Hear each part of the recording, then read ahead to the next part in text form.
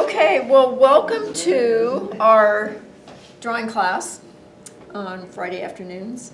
This is the 6th class, and our last class was cut short because of stormy weather.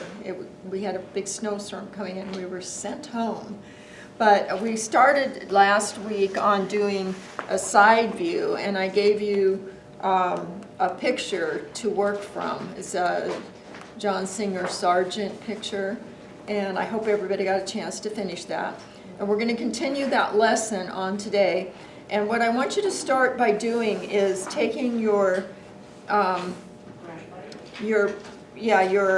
plane and going around the outside of it, the whole outside, so it's this big, and toning it and putting the crosshairs on it.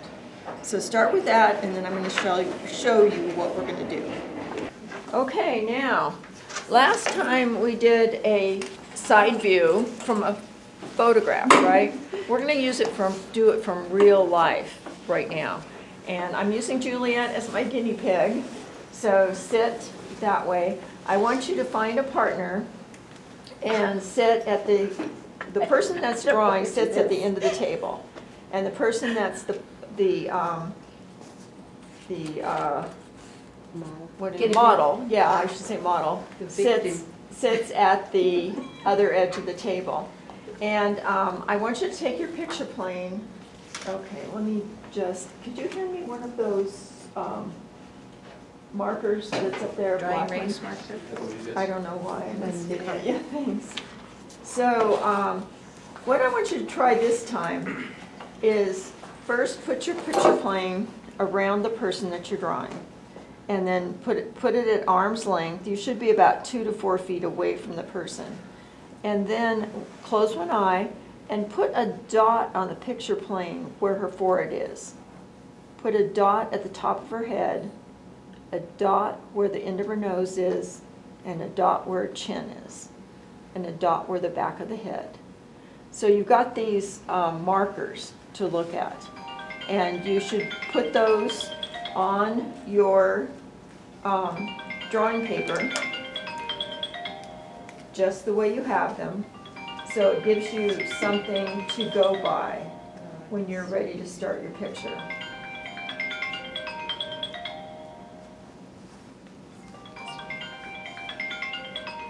That way a little bit more.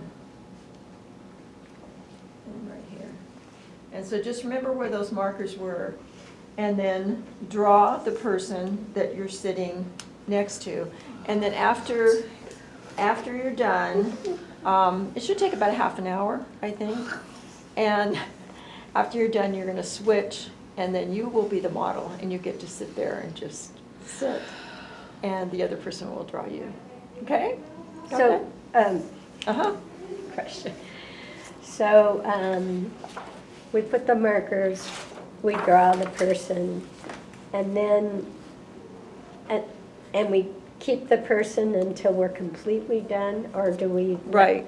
Okay. Yes, because you're going to be looking at that person and noticing, one of the things we're going to talk about soon is values, but noticing where the highlights are in the person's face and marking that with your eraser, and making darker areas and looking at where the eyes are and readjusting it if you need to, or if you find the nose is not accurate to the way the person looks, you readjust it.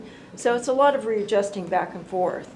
So I figure it would take about a half an hour to do a good drawing. I might be able to get an eye in. I don't even know if I can get an eye. I feel Can we take a picture of our model Okay. also? If we run Top out of the of head, time? forehead, Take tip a of the nose. picture. Well, at the Share very in end, my I might file. let you do that, but first, I really want you to work from reality, okay? So, okay? Okay. Want to team up, Terry? Okay. Okay, we're going to start on a different part of drawing, and that's about values. And I haven't talked about values, and you guys have been doing pretty good at kind of figuring out the light points in places and the darker points, but we're going to do a real study of values now. And so what I want you to do is I want you to take your tablet and put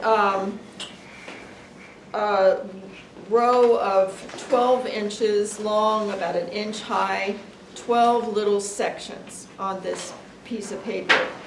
And I want you to start here, and that's going to be white, so you won't put anything in there. That's going to be the white.